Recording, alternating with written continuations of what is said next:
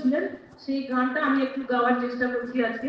আরেকজনের নাম আমি এই সুযোগে একটু বলি, আমার খুব মনে পড়ছে ধীরেন্দ্রনাথ দত্ত মহাশয়ের কথা, যিনি প্রথম গণপরিষদে বাংলা ভাষার পক্ষে নাম তুলেছিলেন এবং কিন্তু দিনের পর দিন অবহেলিত থেকে বৃদ্ধ বয়সে চরম ভাবে ভীষণ ভয়ঙ্কর ভাবে বন্দি অবস্থায় অত্যাচারিত হয়ে মারা গেছে। এরকম কত মানুষ আছেন যাদের রক্তে, যাদের বলিদানে আজ আমাদের ভাষা, মাতৃভাষা, প্রাণের ভাষা, আদরের ভাষা, আশ্রয়ের ভাষা। মা তো হাজার বছরের থেকেও বেশি এর বয়স, মানে আমার বাংলা ভাষার বয়স হাজার বছরের থেকেও বেশি, আর সাহিত্যের বয়সটাও তাই। তো যে কোনো জায়গায় সমস্ত আগ্রাসন বন্ধ হোক। আমাদের ভারতে কোনো রাষ্ট্রভাষা নেই, আমাদের এখানে প্রত্যেকের ক্ষেত্রেই নিজস্ব মাতৃভাষাগুলি যেন বিশেষভাবে টিকে থাকে, তাতে তার সন্তানেরা সবার আগে সচেতন হোক, এই প্রার্থনা নিয়ে একটি দেশের সন্ধানে, যেখানে সবাই গুরুত্ব পাবে। তখন কিন্তু রাষ্ট্রের জন্ম হয়, জেলার জন্ম হয়, কিন্তু সন্তান যদি সেই বিষয়ে নিষ্ক্রিয় থাকে তাহলে কিন্তু ভাষার মৃত্যু শুধু হয় না, হয়তো জাতির মৃত্যু ঘটে যেতে পারে। আমরা জীবন্ত এক মৃতদেহ হয়ে ঘুরে বেড়াতে পারি।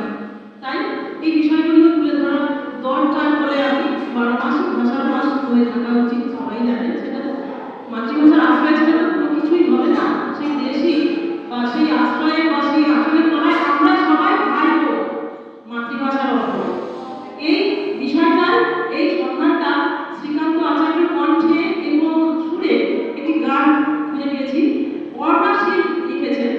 আর এই কালিকা প্রসাদের প্রজেক্টের সঙ্গে যুক্ত ছিলেন, সেই গানটা আমি একটু গাওয়ার চেষ্টা করছি আজকে। আরেকজনের নাম আমি এই সুযোগে একটু বলি, আমার খুব মনে পড়ছে ধীরেন্দ্রনাথ দত্ত মহাশয়ের কথা, যিনি প্রথম গণপরিষদে বাংলা ভাষার পক্ষে নাম তুলেছিলেন এবং কিন্তু দিনের পর দিন অবহেলিত থেকে বৃদ্ধ বয়সে চরমভাবে ভীষণ ভয়ঙ্করভাবে বন্দি অবস্থায় অত্যাচারিত হয়ে মারা গেছে। এরকম কত মানুষ আছেন যাদের রক্তে, যাদের বলিদানে আজ আমাদের ভাষা, মাতৃভাষা, প্রাণের ভাষা, আদরের ভাষা, আশ্রয়ের ভাষা। মা হাজার বছরের থেকেও বেশি এর বয়স, মানে আমার বাংলা ভাষার বয়স হাজার বছরের থেকেও বেশি, আর সাহিত্যের বয়সটাও তাই।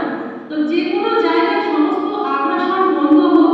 আমাদের ভারতে কোনো রাষ্ট্রভাষা নেই, আমাদের এখানে প্রত্যেকের ক্ষেত্রেই নিজস্ব মাতৃভাষাগুলি যেন বিশেষভাবে টিকে থাকে, তাতে তার সন্তানেরা সবার আগে সচেতন হোক, এই প্রার্থনা নিয়ে একটি দেশের সন্ধানে, যেখানে সবাই গুরুত্ব পাবে এমন একটি গান আমি পরিবেশন করার চেষ্টা করছি। আমি সেই দেশ খুঁজেছি কত, যেখানে বাঁচবে সবাই, বাঁচবে রাজার